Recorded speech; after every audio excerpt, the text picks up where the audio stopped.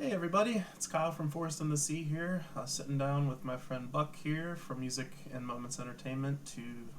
I'm gonna do that again.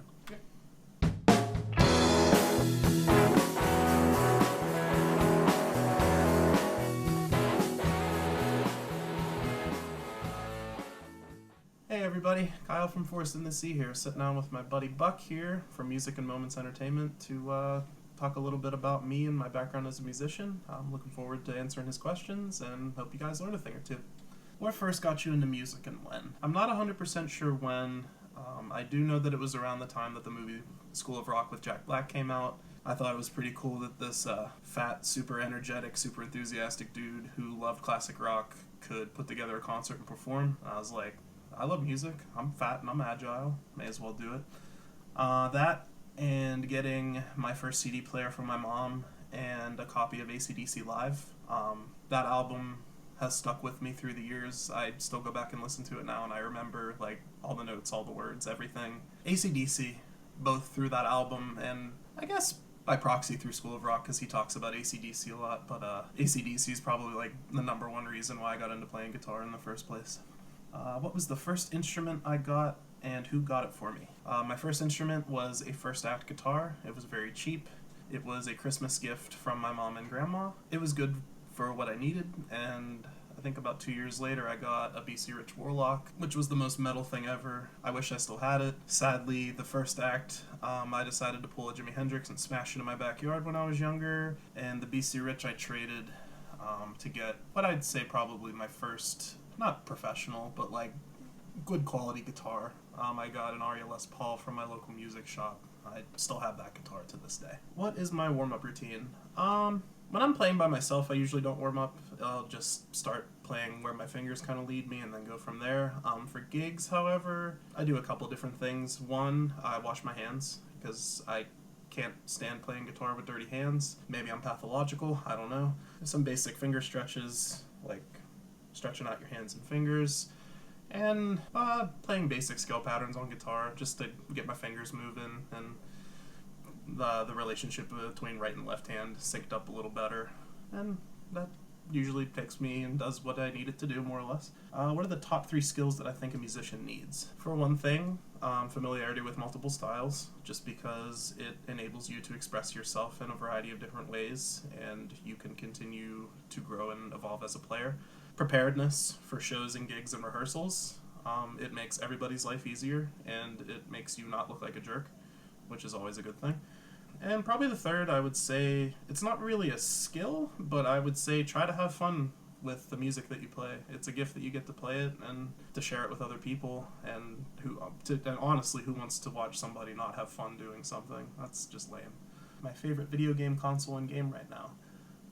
Right now I've been playing a lot of Xbox One. I do occasionally switch back to PlayStation 3 since that was my last gen console. But as of late, it's been Xbox One. I've been playing a lot of Doom Eternal and Borderlands 3 mainly. Both good games. I tend to gravitate more towards shooting games, but I'll give just about anything a try. What did my parents listen to?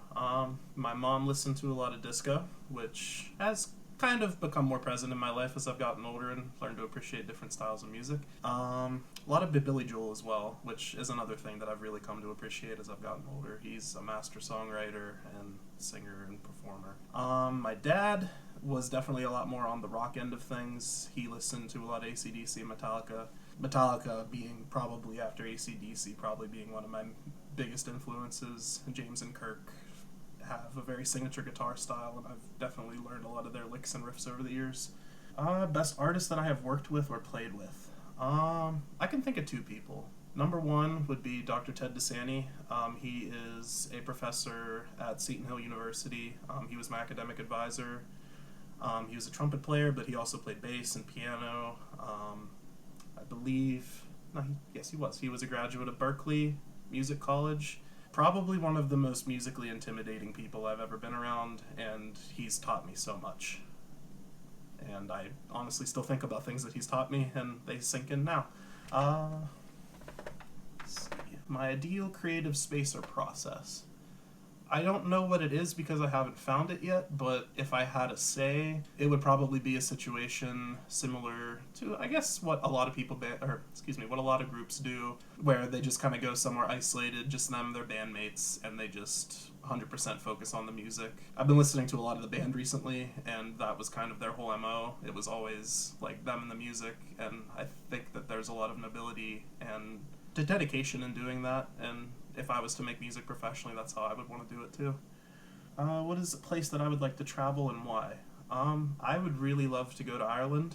I have really for my whole life. I'm not really sure why. I've just always liked the idea of it. I'm a big fan of nature, and they certainly have a lot of that there, and just small city living, or I guess village in that instance. But yeah, just seems like a nice, cool, chill place to go.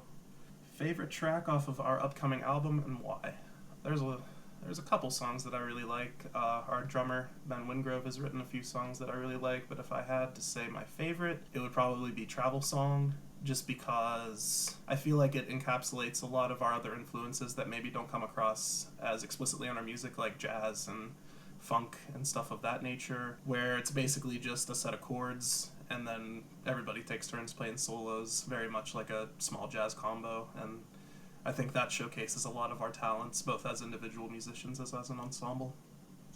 What do I want to say with my work? I guess as a blanket to anything more specific, I just want to be whatever I say with my music to be authentic. I don't want to fake anything. I don't want to phone anything in. I take guitar and music very seriously, and it's a very important thing in my life, and I don't ever want to take it for granted. What is the most off-the-wall music that I like? Maybe to people that know me, it's not as off the wall, but I love death metal, and the nastier and filthier it is, the more I like it, probably. It doesn't come up in our songwriting at all or anything, but as far as what I listen to on my own, I'd listen to death metal all day long. Do I work under pressure or not? Absolutely work under pressure better. I am a super huge procrastinator, as many musicians are, and I don't know, it helps give me purpose and a sense of direction, and when you have those things, it's pretty hard to not be creative. Do you think records really sound better, and why?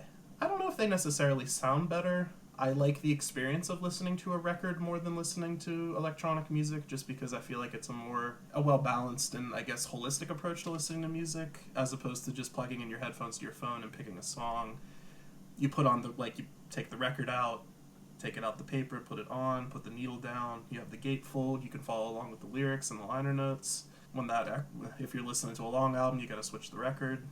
It's definitely from a bygone era, but I think it's something that people take for granted, and that experience to me is, again, like one of my great joys of music, is that you sit down and it demands your attention. It's not something that you just put on in the background, which there's nothing wrong with that. I do that too, but sometimes you want something to take you somewhere, I guess is what I'm trying to say. What era of music is my favorite?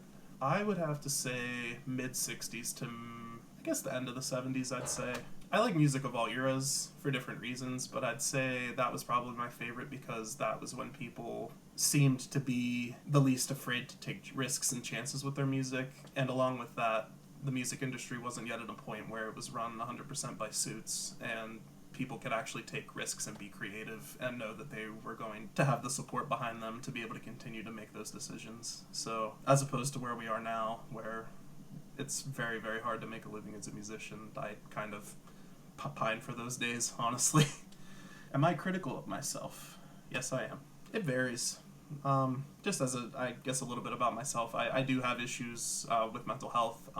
Some days are better than others, as anybody can relate. I try to think about my work in a positive, critical way, in that I want it to sound like it's original and not just ripped off from somewhere else, as opposed to just telling myself that everything I write is crap and I should just give up.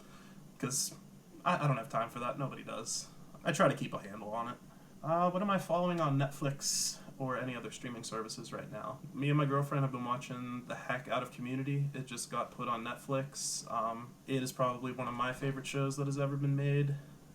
It's a high watermark for TV sitcoms, in my opinion. I've also been watching Orphan Black on Amazon Video. It's pretty much the exact opposite of Community. It's a sci-fi thriller. There's clones, there's espionage, I don't really know what to say about it because there's so much. Just check it out. You will not regret it.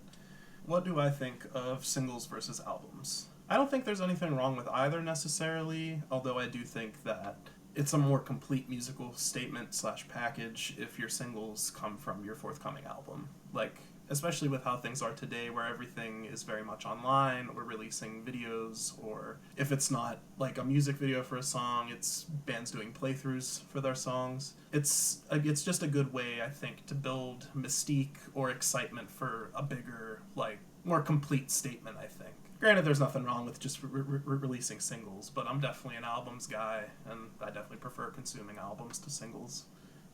What is the best visual I saw an artist use to support their music? I can't tie down one specific visual, but I can say a band, and that band is Pink Floyd. Their presentation, I would say, is unrivaled amongst classic rock bands or just bands of that style or generation or whatever you want to say.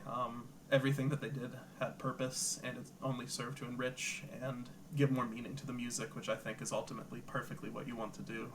How do I feel about age in music? I think if you can play, you should play. If people like what you're doing, and, well, I mean, even aside from that, if you like what you're doing and you enjoy doing it, I say you do it. There's certainly a lot of other things that I think age plays a primary role in. Sports is a prime example. But with music, I don't know, keep making it. It doesn't matter who it's for, as long as you're enjoying it and you're able to do it without hurting yourself, go for it.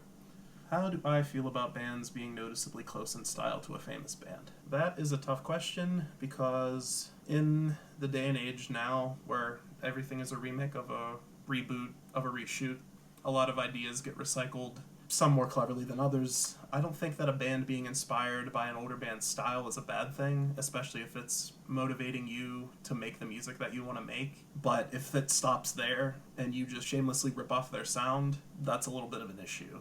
And I don't know, I kind of question why you're doing what you're doing. But that's just me. What is the best show that I have played to date and why? The best show that I have ever played was my senior year at Seton Hill with their commercial music ensemble. They had recently made the transition from big band emphasis on that ensemble to playing commercial music and popular music. We had a theme that year of social justice and awareness, and all of the music dealt with different topics. It was probably the most impressive production that I've ever been a part of, and all the people that took part in it, musicians, people that made the graphics and wrote poetry and different things that took place during the concert. Everybody did a fantastic job, and I still think back to that concert and I get goosebumps. It was a really, really, really, really, really awesome experience. Oh, is that the end? Yep. Oh, shit. All right.